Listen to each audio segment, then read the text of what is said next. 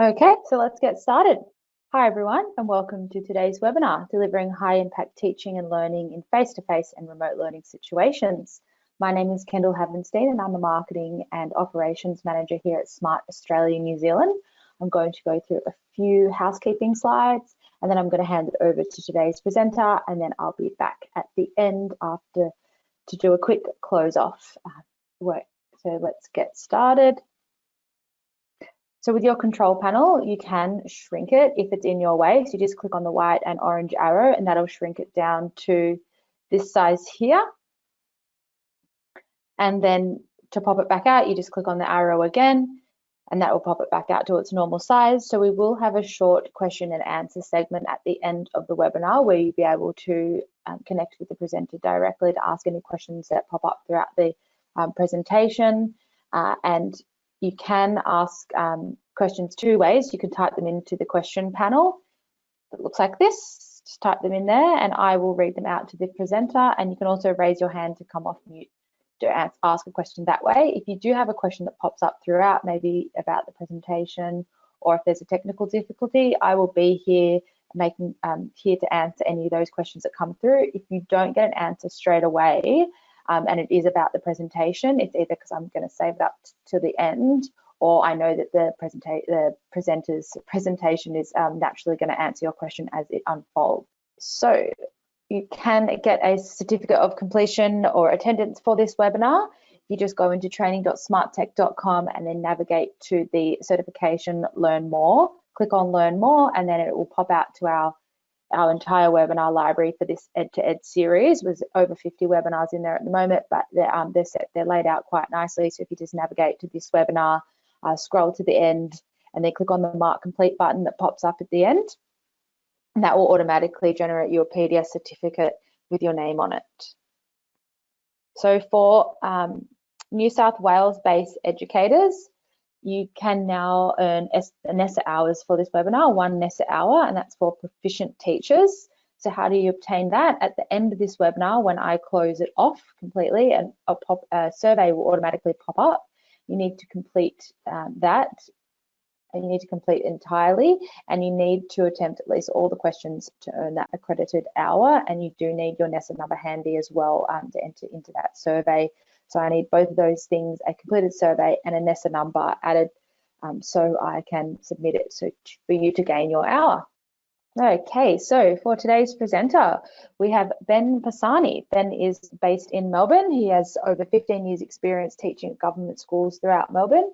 He was the project officer and learning designer for the Learning Network, writing and delivering professional development to teachers and educators all around Australia.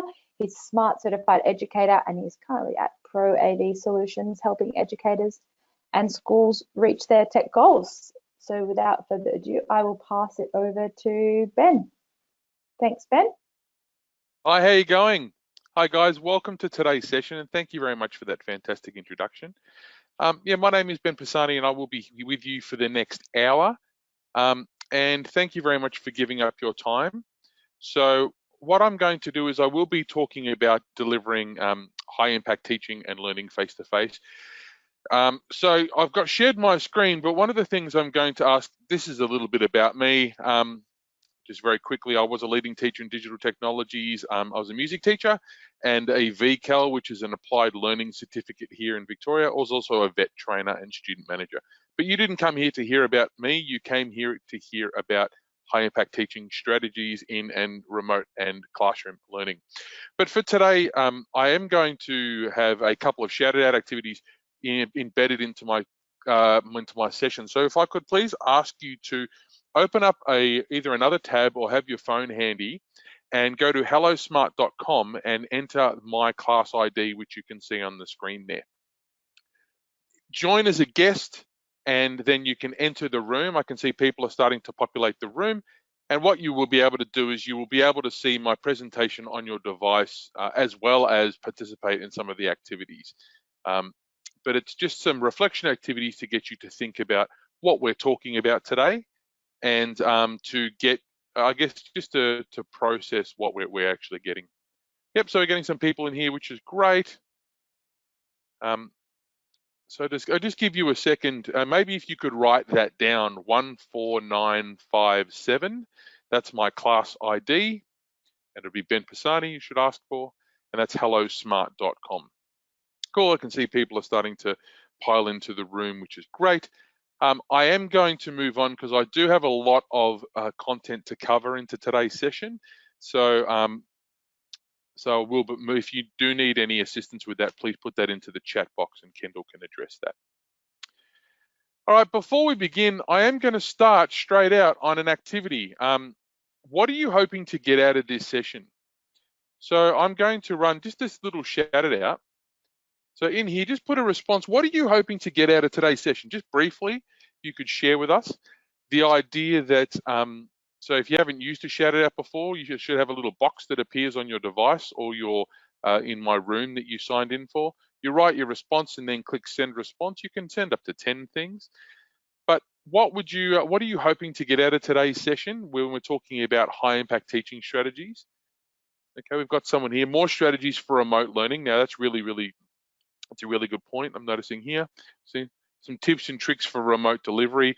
It's all about now, there's a lot of, all of Victoria are in remote at the moment, but that doesn't mean that other states won't. I hope you don't go back to remote learning as forced, but other states will might need to do that. But I will be talking about not just remote, but also class learning. So new teaching ideas, discover new and powerful tools for engagement, absolutely.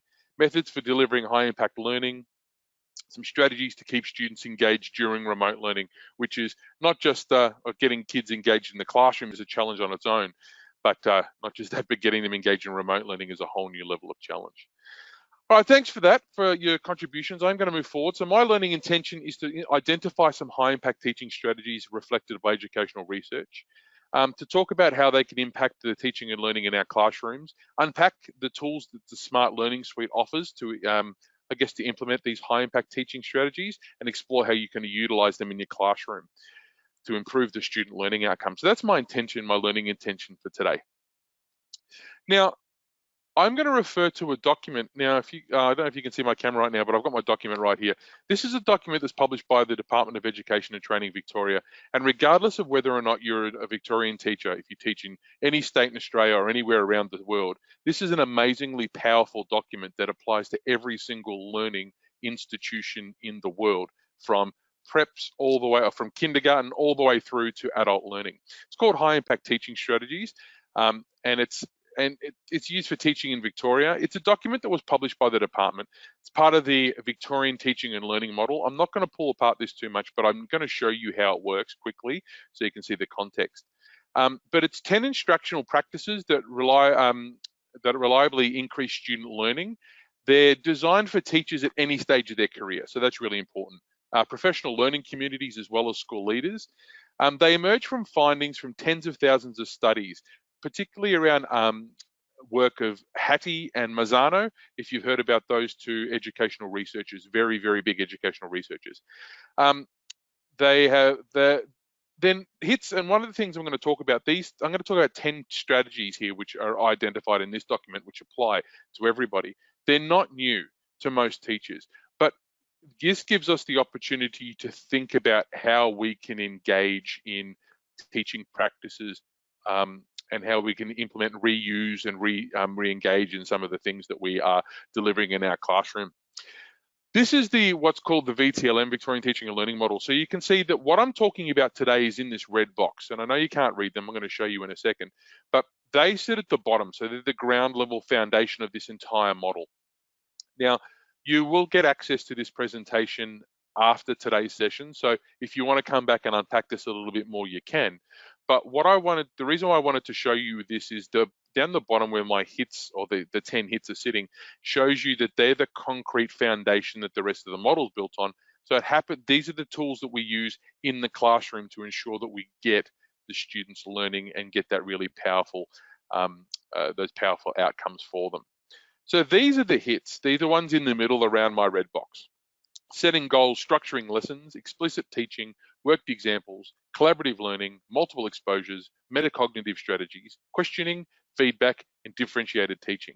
Now these 10, this HITS document was built, is John Hattie, when he was doing his research, quantified all the different learning methods and came up with these top 10. And these top 10 are not only designed, but are also proven to, if when implemented correctly in the classroom, to really improve student learning outcomes. So this is, and I put this here because I think it's a fantastic model to see how it all applies. And what we're going to do today is I'm actually going to talk through these 10 tools and explore about how we can unpack them and how we can apply them to effective learning, not only just remote, but also face-to-face.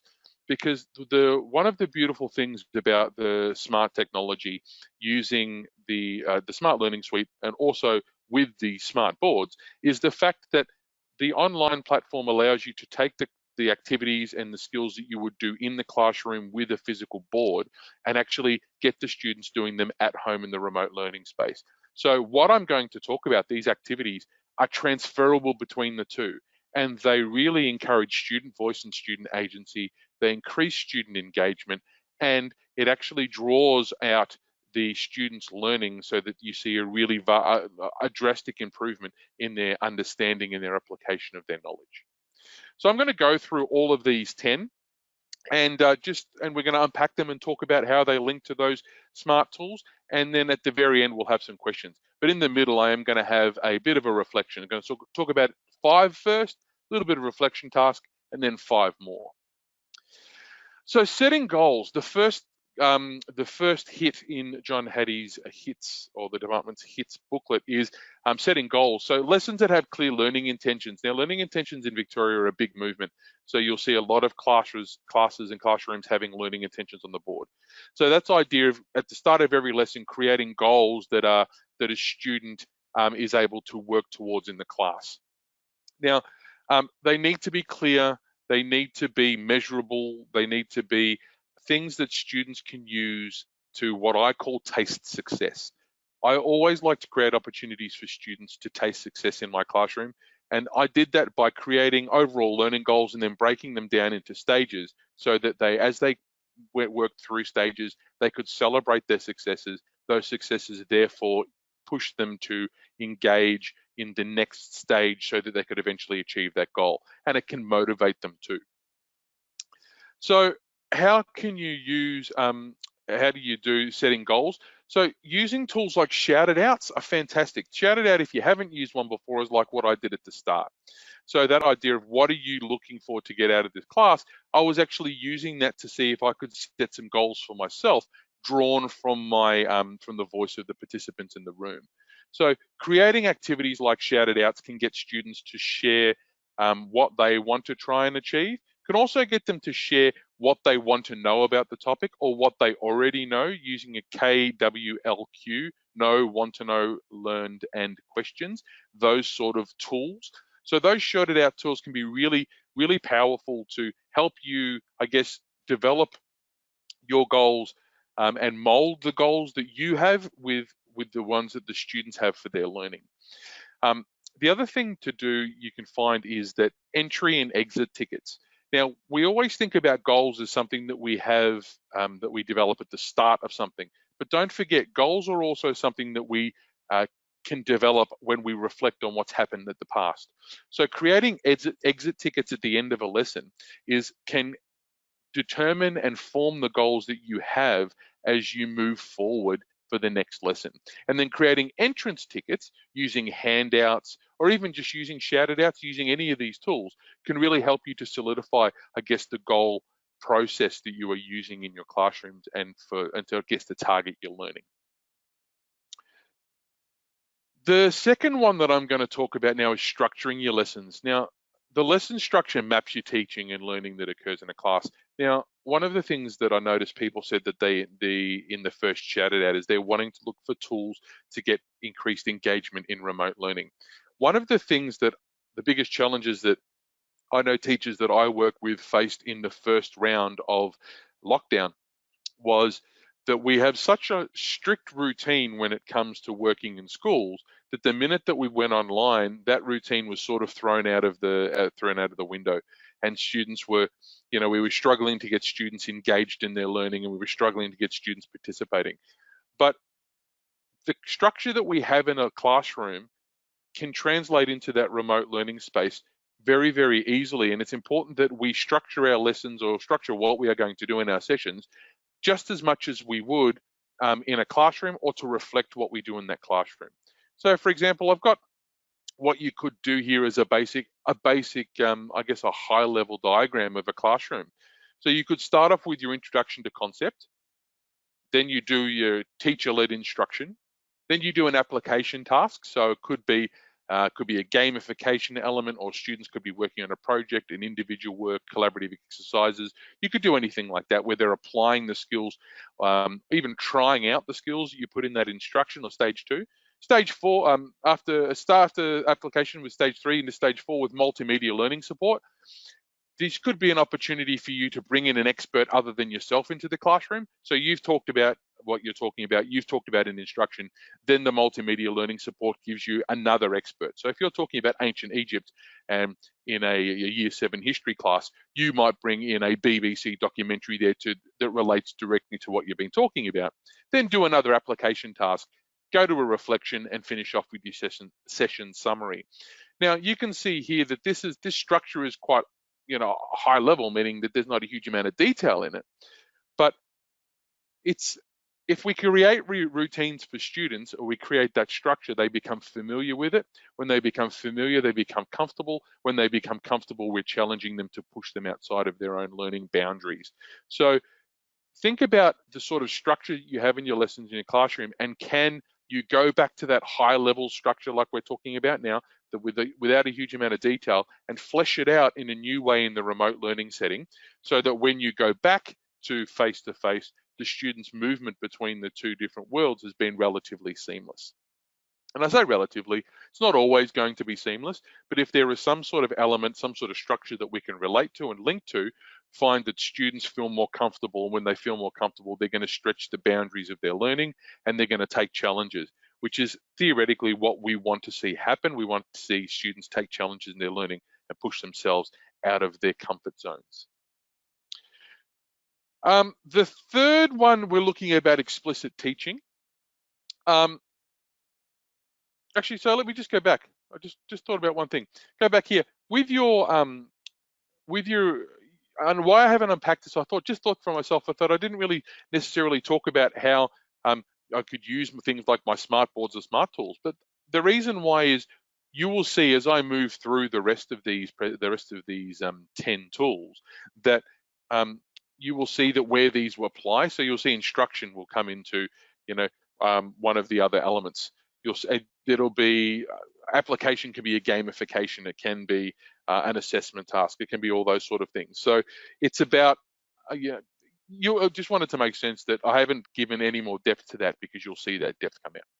So explicit teaching. So when teachers adopt explicit teaching practices that clearly show students what to do and how to do it.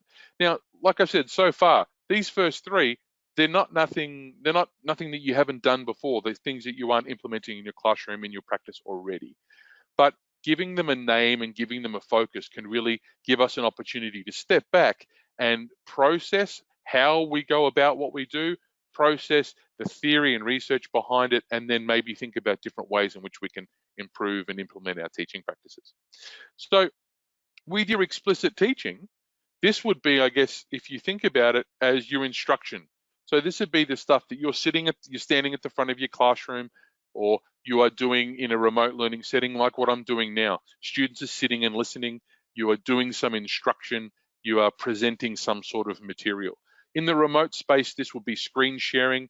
Could be screen sharing through your smart learning suite like we're doing right now. In your classroom space, it's standing up at the front of the classroom with your whiteboard or with your smart board, and really showing and modeling and demonstrating to the student.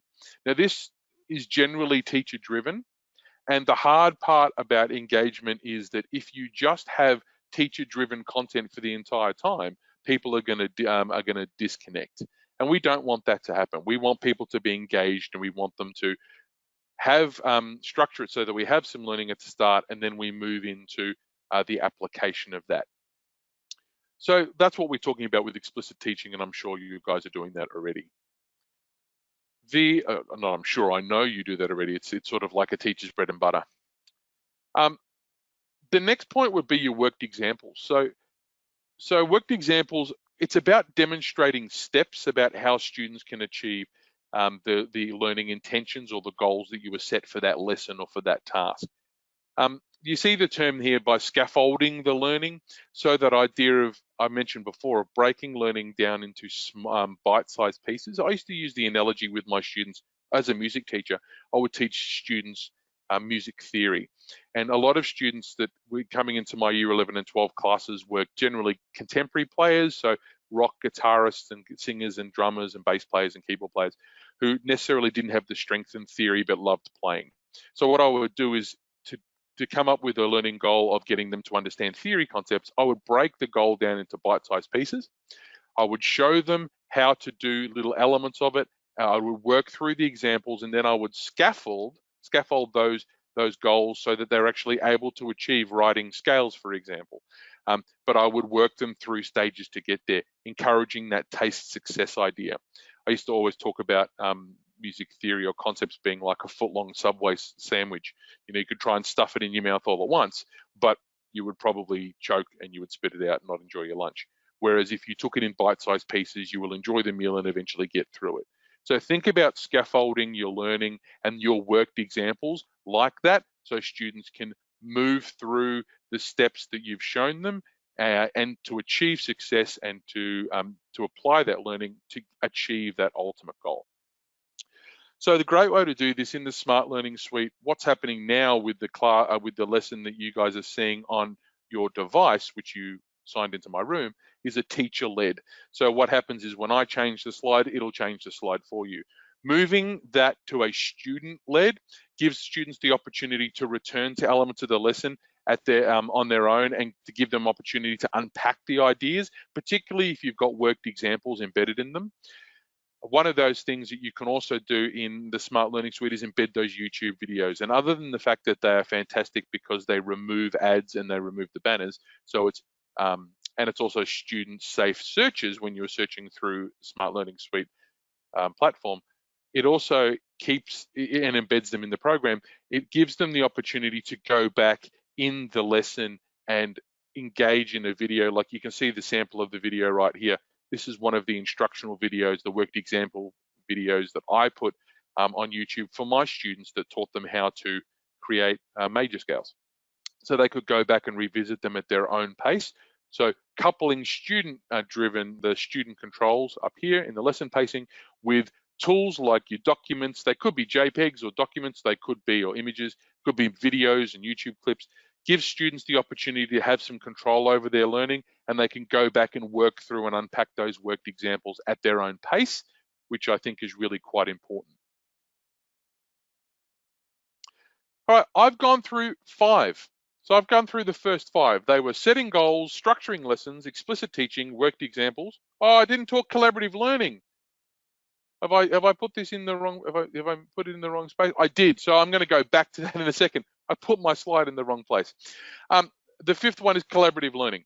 So obviously when students work in small groups and everyone participates in a task. And if you think about it, you step back and go, well, we do collaborative learning all the time. But getting that happening in the remote space can be quite challenging. Apologies for that activity, guys. So what we've got here is, I mean, with the Smart, there are amazing team-based gamification tools that you can use. Team quizzes, monster quizzes. And the great part is, even though that you can, if you've used these before in your classroom, where you get all your students connected to a lesson like what you have done with my lesson today, you run the game and you divide the students into teams. Then you can, and they're sitting around answering questions, and you can see all that on the board in the classroom. You can do that exactly the same thing remotely. You can get students in team-based quizzes, monster quiz or the team-based quiz in the gamification tool, and you can get them working even though they're in their own houses scattered throughout the suburb wherever you're teaching. They can still engage with each other through the device. So it's an amazingly powerful tool. But in addition to that, using your workspace activities, so which are like your handouts, but they're designed for collaboration. So when in your SLS or SLSO, once you've created your activity, converting that to a workspace means that students who are logged into your live room can click and engage in the lesson, and they can have two students in two very different locations marking up one document, and you can feedback that live to their devices. So they're fantastic tools that you can use for collaboration in the classroom and in remote learning. But in the classroom, you could have students up at the board and you can have other students around a device. So it's not just board centric, it's students who you can have students modeling their collaboration at the board, and then you can have other students engaging on iPads or on other devices with the games. Also, don't forget the whiteboard feature, getting students brainstorming or going up onto a whiteboard and having multiple people writing at the same time to brainstorm or to do mind maps or that sort of collaboration tools. Getting students to not only apply and do the learning, but do it in relation to others is a really powerful way of enhancing their learning, because they need to unpack their understanding and then verbalize it and communicate that to somebody else. And that's the best way for someone to get a strong understanding of their learning, when they're working with others, to communicate that and to solidify that in sharing.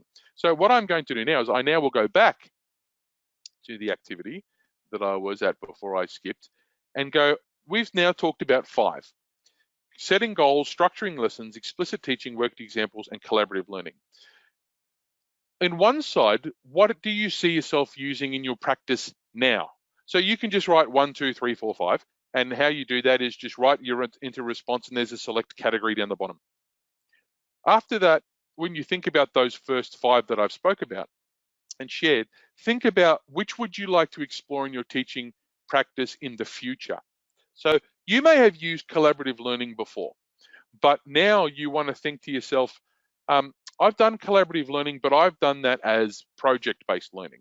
I haven't created a handout, or I haven't created a teaching tool into a collaborative tool that students are able to work either remotely or together with over an iPad.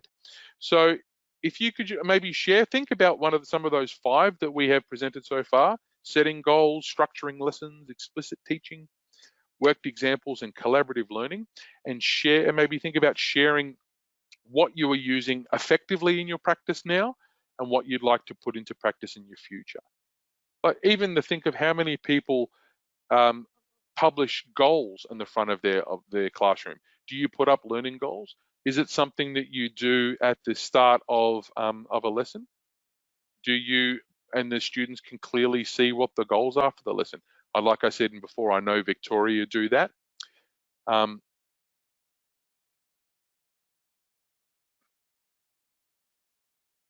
Yeah, I've noticed someone said would love to use gamification more in collaborative learning. Absolutely.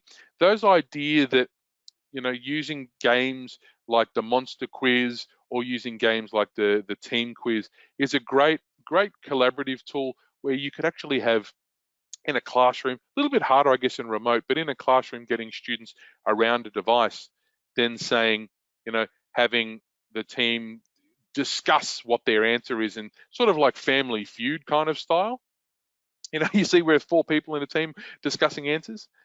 Someone loves losing learning goals. Ask students to set goals for themselves, and it's great to see them strive towards success. It is so true, isn't it? When you see students hit that success, they love it. And it's one of my favorite things. It's what I call the light bulb moment. And it's where, it just makes sense. Either an idea just goes bing and they get it, or they finish something and they're just like, yeah, it's just like that celebration, that big light bulb or firework goes over their mind, over their head. And I find that's really powerful. Students set learning and social goals at the start of each term. They're displayed in the classroom. Now that's fantastic. Whoever wrote that, that's really great. And hopefully, not only are they just displayed and done at the start of the term or the class, but they're also revisited. I clicked on that one already. Sorry, workspaces are great for collaborative learning. They are. It's just that opportunity for people to apply their knowledge and and seeing a document where you can just have like a picture of London, and then you've got people saying, right, can you circle the landmarks that you can see? And suddenly while you're circling Big Ben, someone else is circling the Gherkin, and it just appears on your screen. And then suddenly the great part is, and I'll talk about this with feedback later, but the teacher can then click on that and then annotate and write on that document themselves. they've not only do they see what the students have done, but when their annotations are written, it appears on the students' work, which is great. Using exit tickets. Exit tickets are really powerful, and they don't have to be anything massively challenging. You can, if you've got your smart, smart learning suite, you can embed the exit tickets. If you don't have the smart learning suite, or you haven't in a position where you haven't got that into your classroom, you can use an exit ticket. Can be something physical, like a post-it note, where students can just write their exit ticket, and you put a question on the board and they just stick it on the door on the way out or something like that. Someone else with exit tickets as well. Collaborative games. Yeah, collaborative games in remote learning is going to be a really effective tool. I love to say collaborative learning in the classroom, if the class feels empowered when they work together. And that's a really fantastic statement, that idea that students, when they have the opportunity to lead and they have the opportunity to, I guess, I don't want to use the term show off, but to really demonstrate what they can do, it actually gives them pride, and they feel empowered, and it's they take control and they drive the learning. So I think that's really powerful. And someone just break down goals into smaller goals with learning intentions and success criteria. All right, I'm going to move on because I am conscious of time, and I notice that we do have 30 minutes left, and I've done 30 minutes so far with the first 5. So thank you for your contributions. They were fantastic, and we will move on. Oh, someone just put one up. I'll go back just quickly what it says. To see what it said. Sorry, someone just put that up just as I clicked next, and that was use 4 and 5 comfortable and are comfortable with this step. 5 would be great to use more and could see students come more involved together. That is so very true. 4 being worked examples. Now, the other thing about it is, like I said to you, and I'll skip over this because we've already done one. Like I said to you, things like work examples and collaborative learning and the explicit teaching and structures, we do this all the time. But what I love about this document, what I love about it, is the fact that it's sort of like validated everything that we do, and it's not only just validated it in a document, but it's also said that there's educational research and there's a name for it. Like I used to, with my music classes, particularly with worked examples and explicit teaching. But when I taught my students how to do music theory, and I taught them how to write a major scale, and I tried to create an easy way of doing it, I created steps that they could go through so that they could achieve it. Then suddenly again, when I started teaching it that way, I didn't realize it was called worked examples until that document came out. And suddenly, as a teacher and reflecting on my own teaching practice, I felt more confident because I looked at that and have gone, well, look, there is research back there around what I was instinctively doing in the classroom, and this document now points me to it. So at this point, hopefully, and I can't see the questions on if you have any yet, or any comments, because I'm sharing my screen, but hopefully you guys are getting something valuable out of this. And I do want to make it really crystal clear that even though I'm talking about a document that comes out of Victoria, hopefully you can see that it's not just Victorian centric. It's actually it's educational tool that should be used by all teachers around the world. All right, we'll move on. Number 6 is we're looking at multiple exposures. So, and you think about it, getting students to do things more than once is going to give them the opportunity to engage and encounter and elaborate on their new knowledge and skills. So this is something that we do all the time. But think about how you can get the students to have multiple exposures in the remote learning, or in the even just in your face-to-face class, how you can use your structure to achieve that. So using your going back to number 2 where I was talking about structure, having that structure in there, I had multiple exposures. I had 2 opportunities where students, so if I just skip very quickly back to that model, I had 2 opportunities where you could see multiple, where I could see multiple exposures. The application and application. They had 2 opportunities to multiple exposures of ways in which they could apply the learning. Instruction from me and then multimedia learning support were multiple exposures to the content that I was teaching. So just in that structure, you could see that I was embedding multiple exposures. But think about, if I go back to the slide that I was on now, think about how you can use that structure and repeat it. But not only that, how can you get students repeating the skills, but not as in a copy and paste style repeat. How can you create variations of or different scenarios? Now, maths teachers do this beautifully, and numeracy teachers, where you've got like an algebraic skill that you're trying to work out, or trying to get students working out trigonometry, and then creating different scenarios for them to apply and expose themselves to multiple different reasons and applications of that.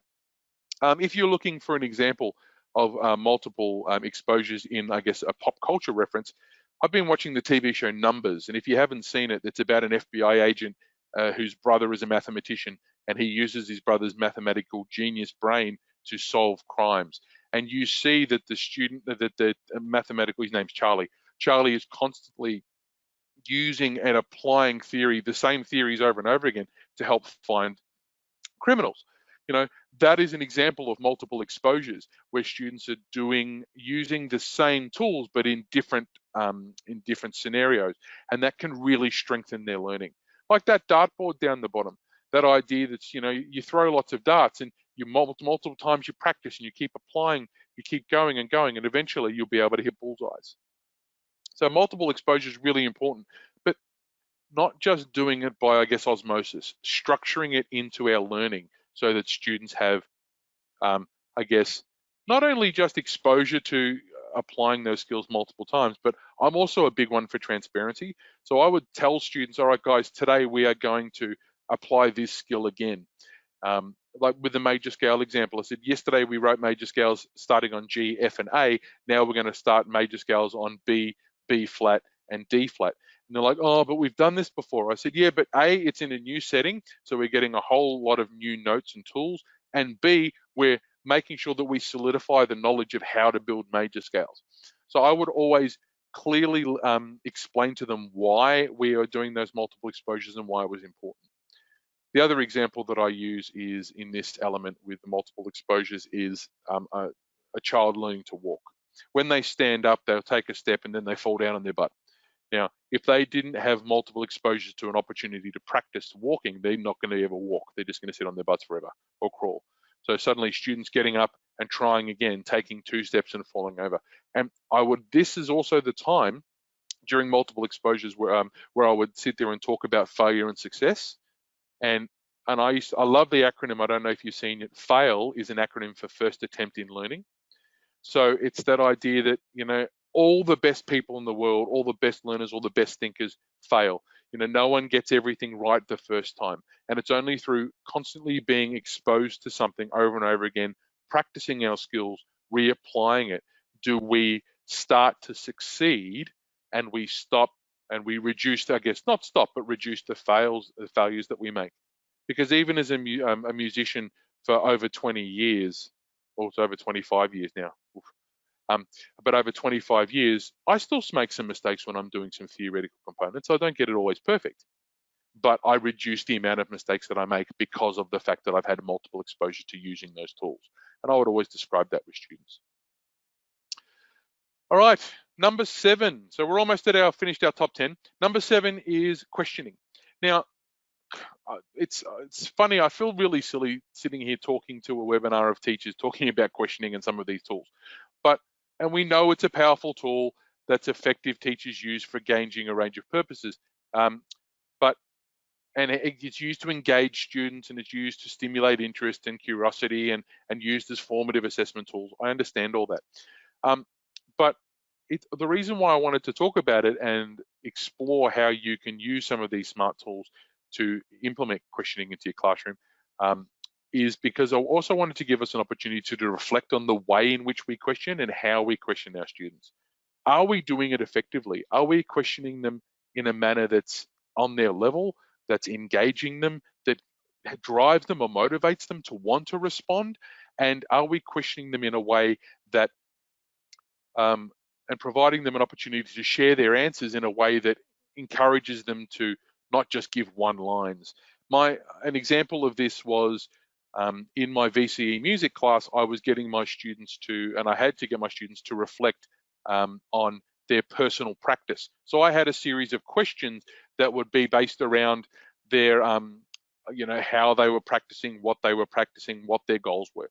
Now, I found that the questions, when I put them in the questions themselves I designed, and I was proud of the design, and they were working towards achieving what I wanted to. But when I put them on a written task, the students were just giving me one-line answers.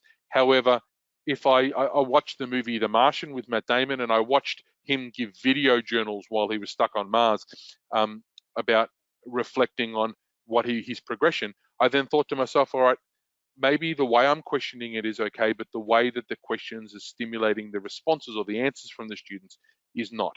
So then I actually expanded and said to the students, okay, you can either write the way that you write down your responses if you want, or you can do a video journal like Matt Damon did in The Martian, and I showed them that little clip, or you can do an audio journal and just record your voice talking.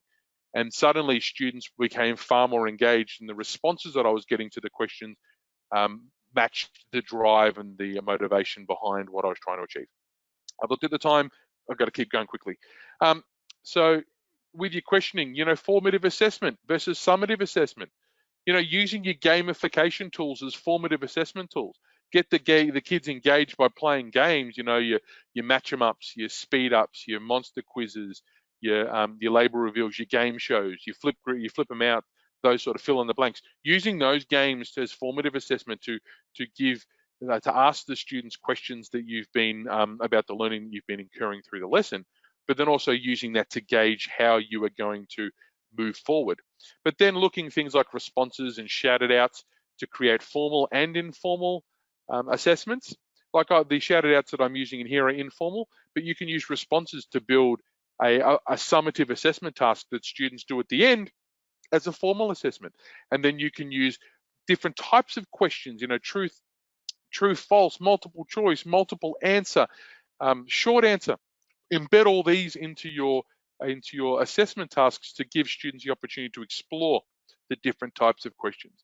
But remember, before you start writing questions, and I know everyone does this already, think about what is the outcome? What outcome do you want to achieve? What do you want the students to show you?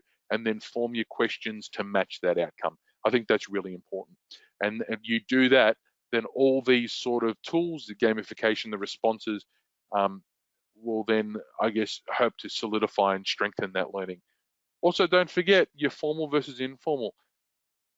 Conversations and observations and just those informal questions that you ask and have with your students play a really big role in determining whether or not they're learning and understanding whether or not they're driving the learning. And one more pop culture reference very quickly is a movie The Blind Side. There's a scene where Michael Orr hasn't been answering any of the quiz questions on the paper, but only through an informal conversation, the biology teacher realizes that he does know the content, he just doesn't know how to write it out. So she asks him the questions verbally, and he's able to share his learning and knowledge, and she's able to then turn his learning around to say he can do it. He's not just bored, he just doesn't know how to communicate in the written space. Moving on, I'm almost there. Number 8 is feedback.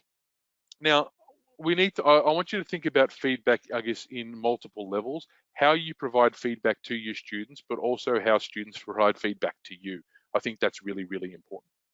So thinking about when you're giving students feedback, how feedback drives the learning, how it's timely, it's important considering the student's needs and you target the feedback. So it's not just, oh, you did a great job. I really liked that you did this in that essay.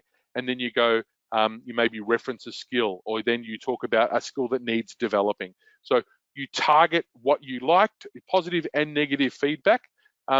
We talk about the feedback sandwich where people do something nice, something that needs fixing, and then something nice again. So you've got your feedback sandwich.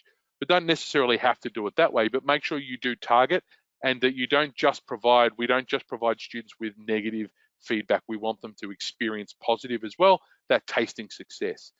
The great part about the gamification elements is that when they're playing the games, they can get instant feedback, whether or not their answer was right or wrong.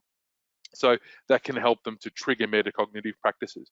But when you do exit tickets, you can collect the feedback from the students about what they thought of your lesson as well. So not only does an exit ticket show a student what the student learnt in the session, but it can also be used, and that what they learnt can show you their level of understanding and their ability to apply what you have done or what you have taught in the session into the practical experiences that we've had, but it can also then help provide you feedback as to what you do with the next level, next step in your class. So exit tickets are really, really valuable. Like surveys, you can do surveys. Don't forget informal feedback like observations and conversations can be a really, really powerful tool. A formative assessment tool that you can use in your classroom.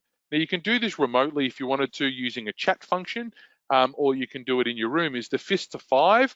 It's a fantastic tool. If you haven't heard about it, you know, that idea of to get a student to show a teacher very quickly their level of understanding, you know, don't get it, completely get it. So students can actually share the Fist to 5 to give you a quick formative assessment and give you feedback as to whether or not they're learning and whether or not you're how you've been able to approach that.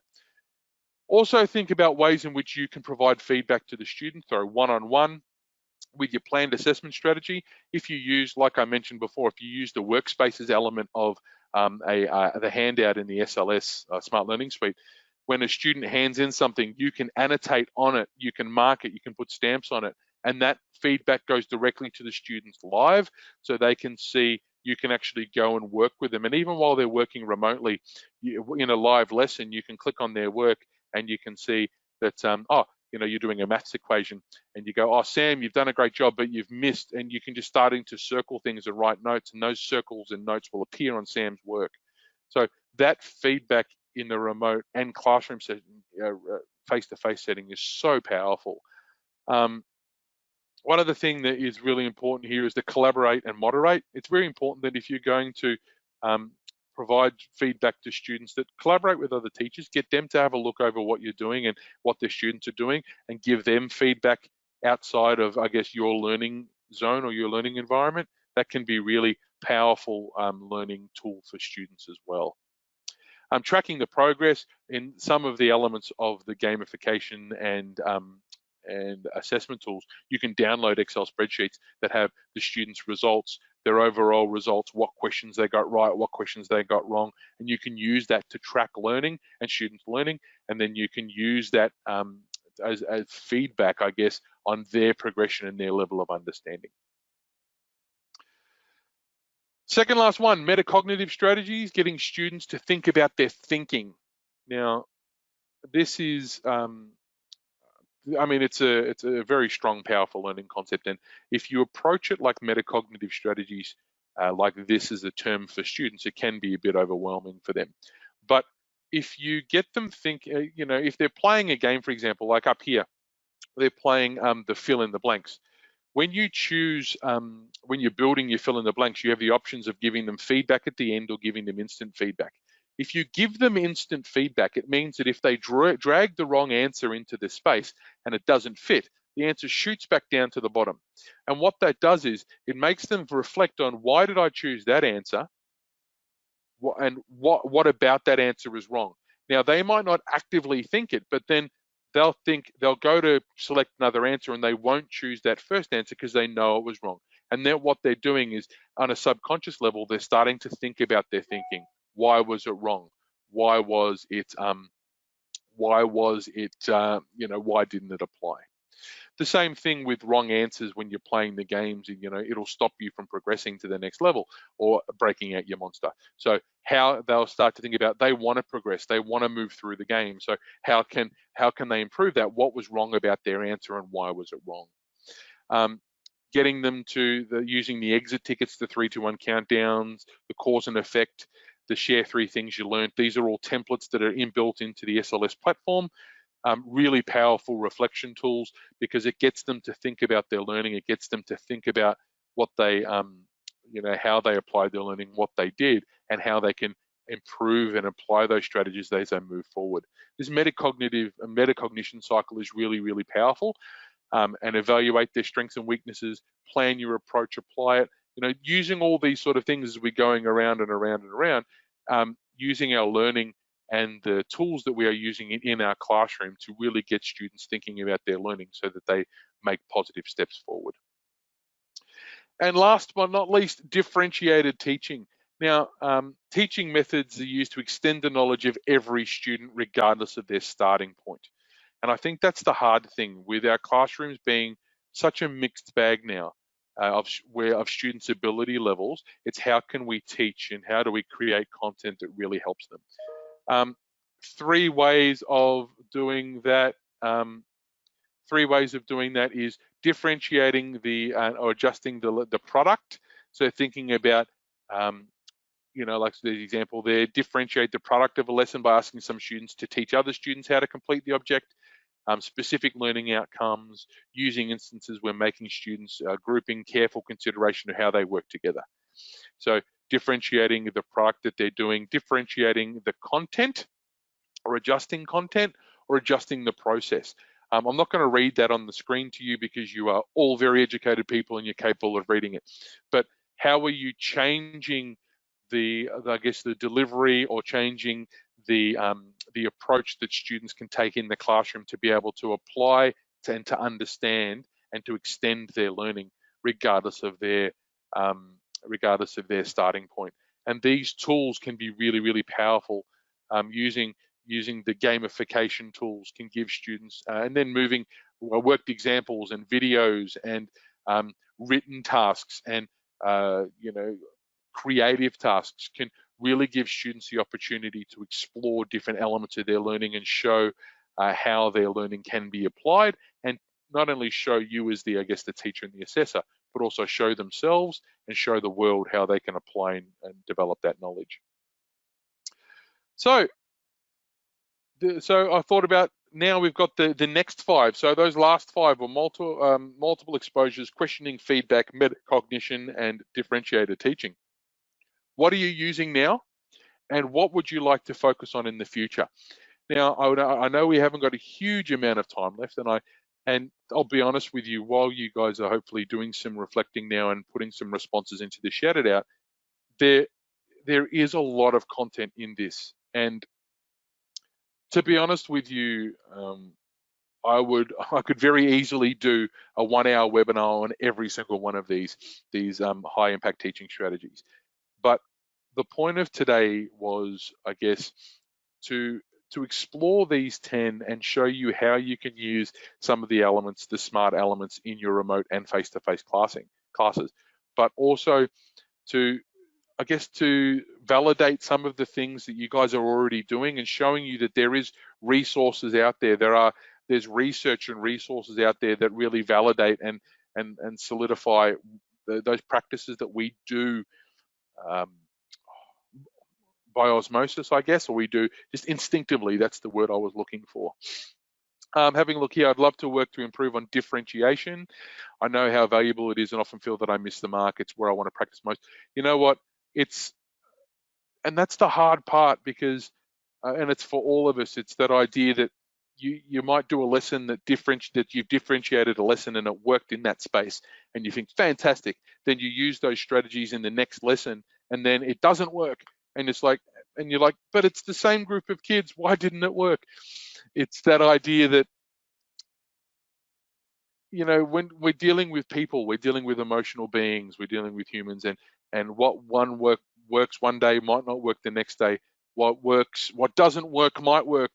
It's that idea that we just got to keep trying, and we've just got to keep showing students that we are attempting to use differentiation. We're trying new tools. We're using the gamification. We're using the responses. We're using the collaboration tools. We're using worked examples, and we're using all these tools, and we're changing the depth in which we approach it. We're changing them into stage and scaffolding to be able to give students the opportunity to experience their own learning at their own pace.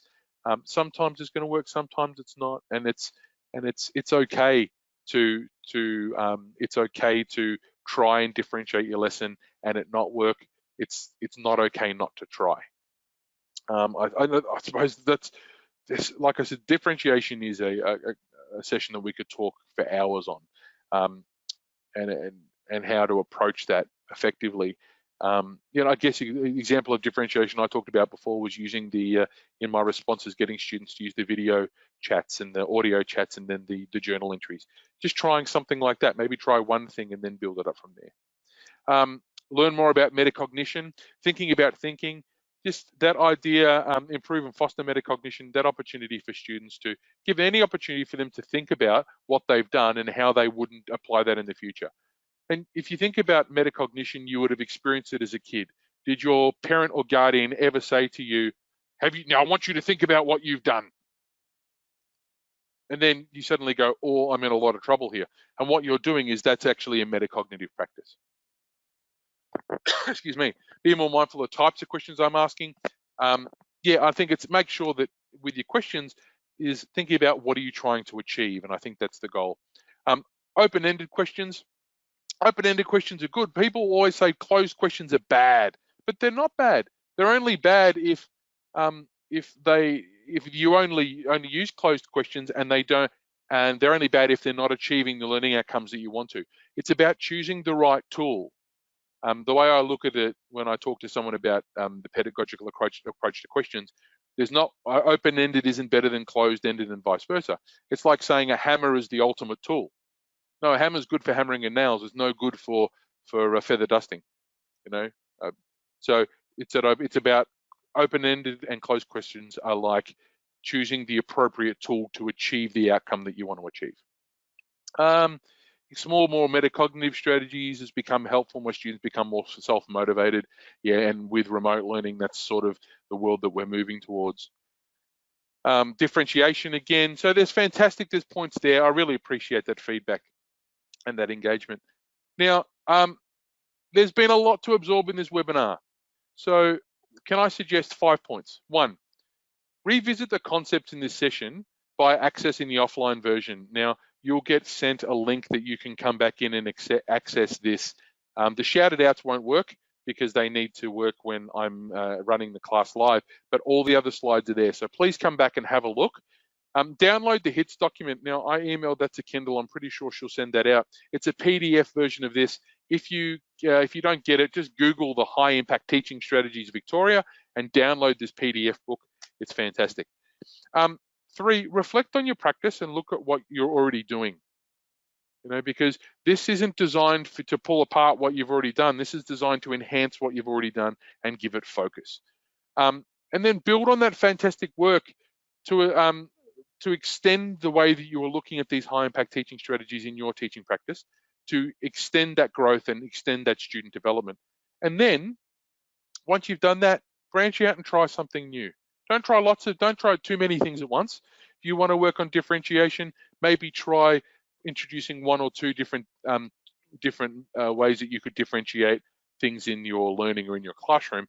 And then once you've got confidence with that and you've tasted success, build on that. Stage it, scaffold it, really quite important.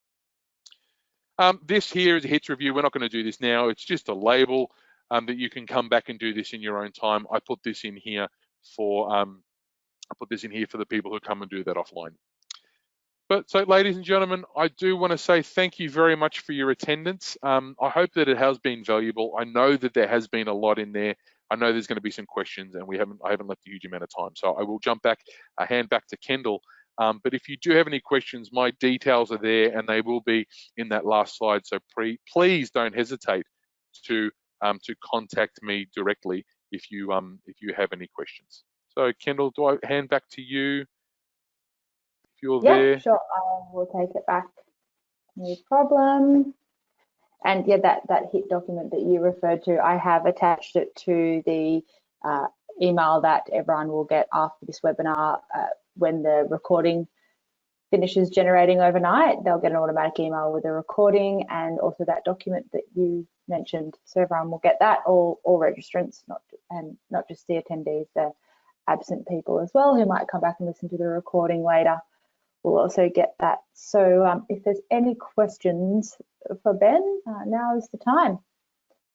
So you can either raise your hand and type them in there. I think one of the things I see someone's asked is that like, how do you differentiate? How do you approach it? And I think it's about, like I said, it's about staging your differentiation. Looking at ways in which you can, go to your worked examples and think, how do you differentiate the way in which you demonstrate to students or you do those worked examples? Like you can see before in my slide, I showed a little video. Now, when I was doing that, I was differentiating that in my classroom with that visual component, so students would watch it, and while I was narrating, what I was saying happened was actually visually happening at the same time. So that was helping people who have differentiating for those who are more visual. They could actually see the content appearing in front of them. That idea of using audio cues, a lot of explanation and talking. How can I talk my way through what I'm doing to really help those students who might struggle with the visual, might struggle with the written, but actually have understand things when they're discussed and when they're explained and explored orally. And that same way with written. Some students just said, Ben, can I have sentence after sentence, dot point, step 1, step 2, step 3. So the way I approach differentiating my class, firstly, was asking my students, which ways do they want to learn? Which ways do they feel more comfortable with? I had students saying, I love it when you do flow maps. I love it when you talk. I love it when you tell me stories. I love using analogies. Ben, when you link in popular cultural references, that's really powerful, And so suddenly what I'm doing is I'm differentiating the way in which I deliver my content by addressing all of those. So I did a flow map that had sentences in it. And suddenly the students who needed the sentences were satisfied there. And then suddenly the people who were more visual had the sentences inside the box, and they saw that went over there. And I would always narrate what I'm doing while I'm doing it. So that was one of the things that I think was really a really powerful differentiation tool for me. The other one around metacognition is giving students the opportunity to think, and I saw there was a question there about metacognition, giving students the opportunity for people to think about what they've done. So when we get students, when they supply an answer and it's incorrect, or they're applying a theory, or they're applying a skill and they're not doing it appropriately, don't just say, no, that's wrong, here's the right answer. Say, no, that's wrong, and maybe give them an opportunity to see where they went wrong. An example of that is my wife's a primary school teacher. She was in a grade 3 class, and she said she was working with the kids, and she was filling in for one of her colleagues, and she said, the student had got the math question wrong, and she said, all right, now grab an eraser. And the kid said, we're not allowed to have erasers in here. And she's gone, why? She goes, because mistakes aren't something you should be ashamed of. You learn from your mistakes. And what they did is the students then looked at where they went wrong, looked at what my wife had worked with the kid, and then I was able to see for future those steps that they weren't going to make. I think we've just run out of time. If you do have any other questions, and I haven't answered any of those, got to those questions, please feel free to email me. Awesome. Okay. Thank you so much for that webinar, Ben. I will do a quick wrap up I'll email you any questions that come through. So I'll quickly do a quick wrap up with the items that I went through earlier at the start of the webinar, just for those who may have come in a little bit late. So to gain some free resources, you can go on to the Smart Exchange. That's web address is at content.smarttech.com, and you can search there by grade and by subject. You can, for New South Wales-based teachers, you can now earn NESA accredited hours for proficient teachers for this webinar. So it's 1 hour per webinar. And how do you obtain that? As soon as I close off this webinar, you will get a survey automatically pushed out to you. You need your NESA number handy to put into that survey, and you also need to complete the entire survey. So that's attempt at least all of the questions.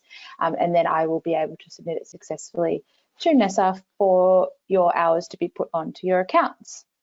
So you can also earn a certificate of completion for other teachers who might not, the New South Wales the NESA accreditation certificate may not apply to you. So if you just want to earn a certificate of completion, you can do so. You log into training.smarttech.com and then navigate to the certification blue box, click on Learn More. It'll open out to our entire webinar library for this series, the Educator to Educator series.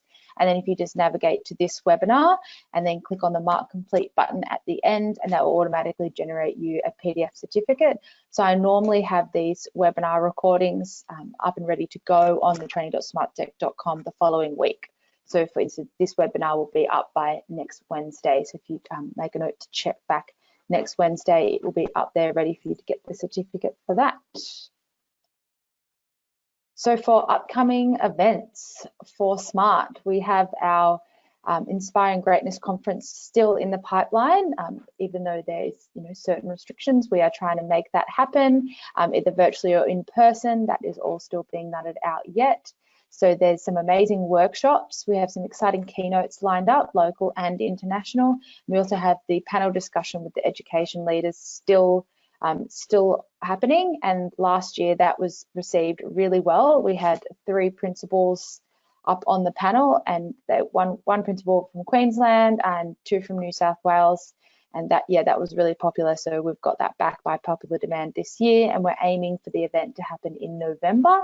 And to save the date, and more information will come out on this via email and on our social medias soon. So that's the third webinar down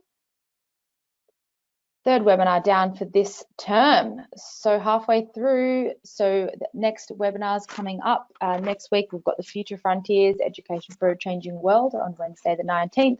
That will be hosted by a New South Wales Department of Education Catalyst Lab representative, and you can download an ebook for this webinar. The webinar it will be based on this book.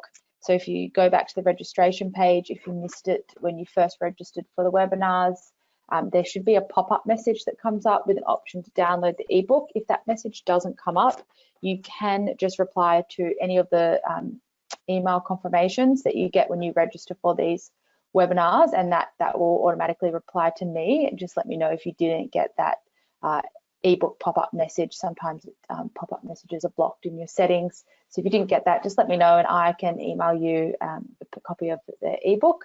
And I also have hard copies available, so you can also email me for a hard copy. I've been sending out a few of those. I've had a few takers, so that's been great.